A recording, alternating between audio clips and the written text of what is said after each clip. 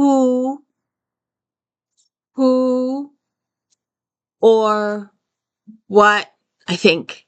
What is Max? Who is Max? Or what is Max? That's the question of the day. Welcome to the D. Louise book series. I'm Christina Kairos, Tina. This is where we read books and we talk about books. No special effects. My thumbnails are bad, so I'm not getting the attention I deserve. Ha ha. Woe is me. Cry. I've done over 1,000 videos and no one knows I'm here. So if you could please spread the word and let people know I'm here, and maybe go check out the JD Robb videos I did last year. I did all 60. Janet Ivanovich, I did last year. Krista Davis, Carolyn Sparks, Lindsay Sands, did all of them last year. And please check out my Star Trek Next Generations every Friday. Do the recaps. Also, Friday is If Then Afternoon. If you like this author, then maybe you like that author. And then I just had it. Oh. Then on Mondays, check out Flashback Monday, where we talk about all the books in this magazine. So we are starting a new series, or an old series today. It's gonna be bittersweet because there are only 27 books in it, and the author has made it clear recently that 27 was the end. And I'm kind of disappointed she didn't go for an even 30, but what can you do? So we're going to start. I don't have the first one. I do have the second one, and I do have all the ones after that. But I do have the anthology for the first one. And it's aptly titled, since we are beginning our journey with Catherine Coulter, let's begin our journey with Catherine Coulter. The beginning. Now, the first two books in the series are the COVE and the Maze. And our lead character is an extra character in the first book. And I went looking for the story and I could not find it. She just posted it in the last 6 months and I could not find it. It was driving me crazy. So anyways, let's get started. There's this girl, and apparently her mother was beaten and abused as a housewife, and she refused to leave her husband regardless of her daughter's pleas. Her daughter did research when she got older about the mentality of abuse victims and what they're feeling, and tried like crazy to get her mother to get help. And it turns out her grandparents knew about it too. And that's just made it even more sickening.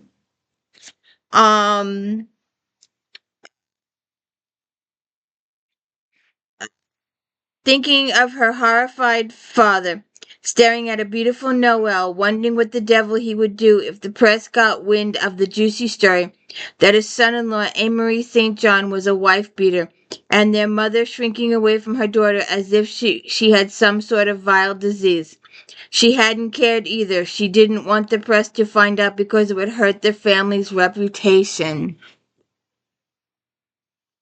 So, this woman was beaten regularly and made to believe it was her fault and all that kind of stuff that goes along with this. And you could really get into it and do a diatribe on that. But it's not, we're not going to go all the way there. She does start off on this, the victims were, her mother was beaten, her mother was abused. So Sally leaves home, goes to college, meets this guy, and it's later revealed that, he was, paid to marry her, to pay to seduce her and marry her. And the honeymoon type situation in her mind didn't last very long. I don't even think it lasted a month before she realized what kind of trouble she was in. And so, uh, the book starts off with that her father is dead, or somebody is dead anyway, and they want to question her about it.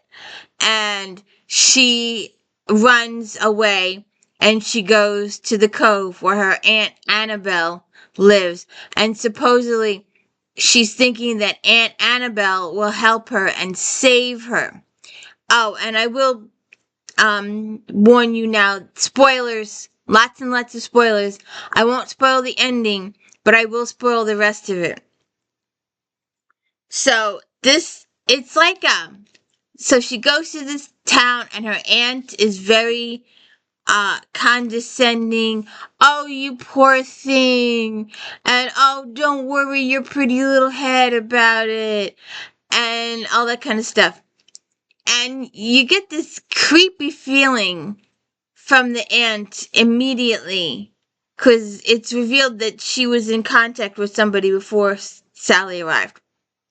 So you get this really creepy feeling from her. You're hoping she's there to help, but this is just this little thing in your head going, no, I don't think you should trust her, Sally. I really don't. And the town is creepy. It's a very small town. And nobody really works in the small town. Supposedly they have the world's greatest ice cream. And there's no young people in the town. They're all senior citizens. One wonders how they're supporting themselves. And everybody is just, it's just, I have this expression. It's just. You can fill in that sentence any way you want. It's just good. It's just bad. It's just horrible. It's just creepy. The feeling of this town and these elderly people, and they're all so sweetie and hi and take care of yourself, and just there's something under it. There's just evil under it someplace, and you just can't put your finger on it. And these phone calls start happening to Sally. That people that sound like her father. I'm coming to get you, little girl. You're going to regret killing me, little girl. And all this kind of stuff. And then James Quinlan shows up in town. And he's FBI. And he's using a cover story. It's in the index. I didn't write it. The Marge and Vern, I believe their names were, disappeared 3 years ago. And he's looking, he knew where Sally had went. Obviously it was no secret. And he uses the cover of going to investigate the disappearance of these people. And it turns out when he had his co-workers at the FBI do some gathering, turns out that a whole bunch of people have visited this town and have disappeared after arriving in this town. And it starts really getting that extra Peyton Place kind of feeling. Or Stepford Wives, or any one of those creepy movies. Or a Stephen King movie. So he arrives, and he becomes friends with Sally, and he's trying to help her.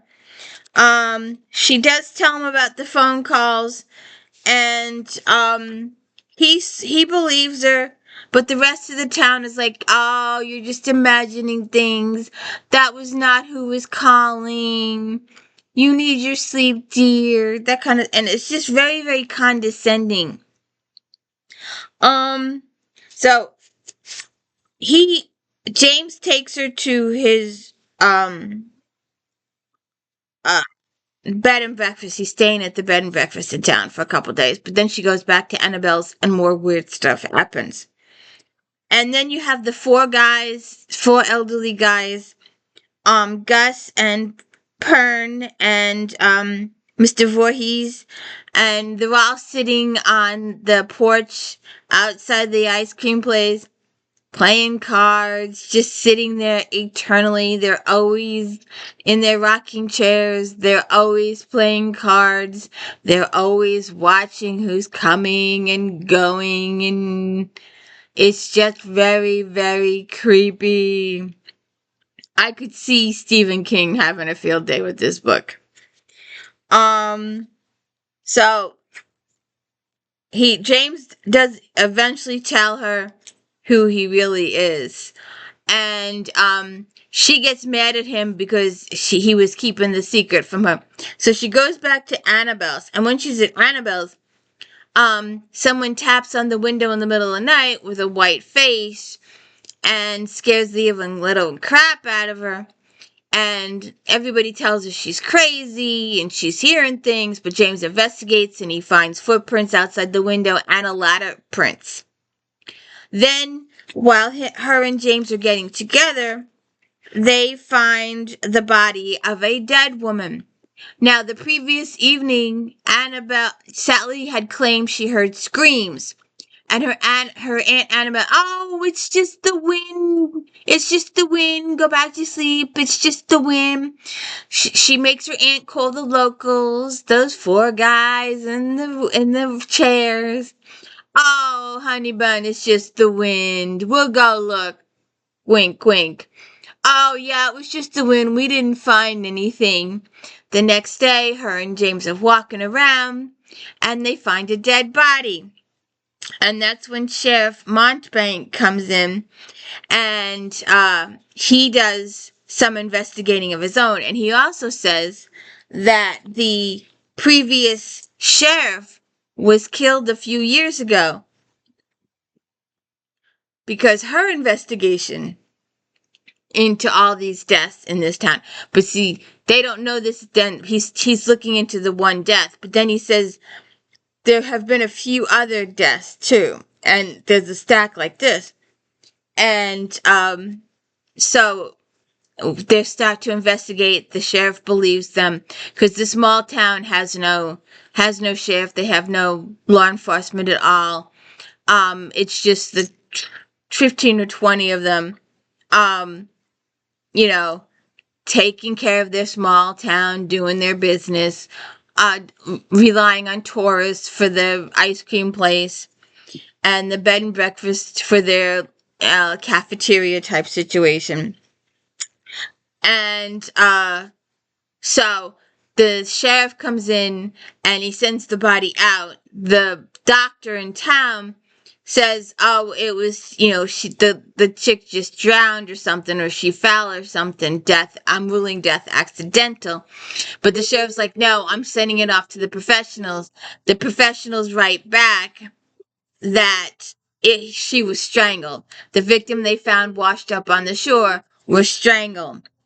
And they really don't, they talk about it a few more times, but they really don't go into it anymore. But they also talk about the fact that the woman may or may not have been held prisoner prior to her death. And they're not sure why she was held prisoner, but there are signs that she was held prisoner. Maybe that's why Annabelle and Sally had been hearing the screams. So, then the phone calls continue, and our hero makes a one-line entrance on page 57. James calls Dylan SAVICK, his FBI friend. And that's all you hear from Dylan till page over 100.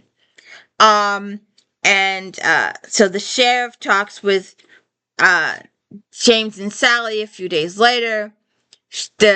Laura was supposed to be visiting her sister in Portland. She's got a husband and 3 kids at home. And no one knows why she was in the COVE at all. But, and they kind of leave it at that. They don't go into her anymore. And David has said he's questioned the town residents, and they know nothing. No one is talking. And he knows they're all lying through their teeth, but no one is saying anything. They're all closed mouth. More stuff starts to happen. Then the local doctor, the one that was going to rule it an accident, supposedly had cancer, supposedly, and kills himself so he doesn't have to die slowly of the cancer. And again, David comes in because Sally and James, and some people think they were set up to find him because one of the guys in town had like hit his shoulder, and they're like, oh, you should go to the doctor, and he's like, no, I don't want to do that. And they're like, oh, well, we'll go tell the doctor to come to you. And they're like, okay, setting them up to find the doctor who they knew was deceased and had been dead for 24 hours. And they were trying to make it look like a suicide, but apparently it too was murder. And so then David says that the doctor only had $22,000, and his will leaves it to the town fund. And people are like, the town fund? What is up with all of that? So Sally again dreams of her husband and of her father torturing her and of the sanitarium. Apparently she had escaped from a sanitarium. She'd been in there 6 months. Her husband had placed her there. She was drugged and sexually abused while she was there. And they did stuff to her, and that's why she escaped. And you're trying to figure out you're not told the reason for all this to the very, very end of the book. So then he has her move in with her in the bed and breakfast a second time, and they're starting a little bit of a romance, and Sally ends up, they get drugged, and Sally gets kidnapped, and she gets taken back to the sanitarium. The FBI agents get freed, and they arrest all the townspeople. And then James and his Dylan SAVICK finally shows up after page 100. They go to the sanitarium, and they rescue Sally. They take Sally back to his place, his real place, his real house. And she is having, she's scared. She doesn't know who to trust. She's got some things to do, so she runs away. She runs home. And she wants to see, what side her mother's on. And her mother's like, oh, you're sick, dear. You need to go back to that sanitarium where they'll take care of you. And it's just like so creepy. You just want to hit this woman. And the father's there, and he's supposed to be dead, and he's had plastic surgery, and it's just creepy sick. And so then she runs away from them, and she goes to her grandparents, and her grandparents say, oh, you're sick, you need to go back to, and you're like, what? So none of her relatives are on her side. None are on her side. Not even the creepy aunt back in the cove. So all this stuff comes out, and the reason behind all this stuff comes out. And Sally and James start a little bit of relationship, and SAVICK does some work with his buddy, and then they go back to the Cove and tidy up that story there. And a lot of other stuff is revealed at the end. The synopsis at the end is a big, huge reveal. So that is your first book in the Catherine Coulter FBI series, The Beginning. We will be moving on to the maze shortly. This is Miss Coulter back in the day.